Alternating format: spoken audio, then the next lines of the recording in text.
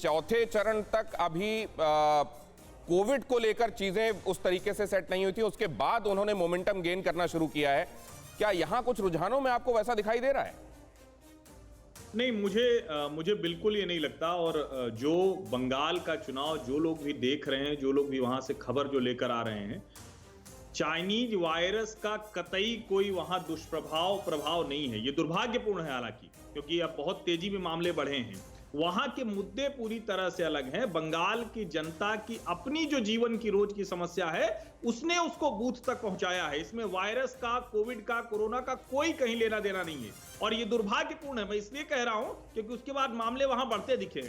Overall जो पिछले 10 सालों में, या कहें कि अब मोटा मोटा कहें तो 45 सालों में जो एक नैरेटिव था, उसके खिलाफ एक बड़ा नैरेटिव खड़ा हुआ। हम उसी पर वोट पड़ते हुए देखते रहे।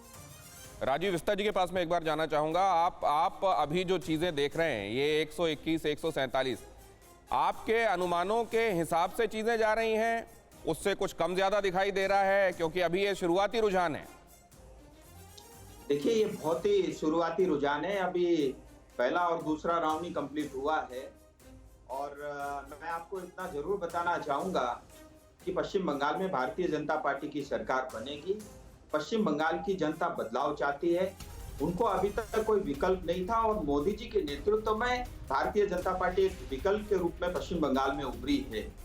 और आज देखिए, भाजपा डरा हुआ नहीं है, डरी हुई टीएमसी है। ममता दीदी स्वयं चुनाव हार रही है।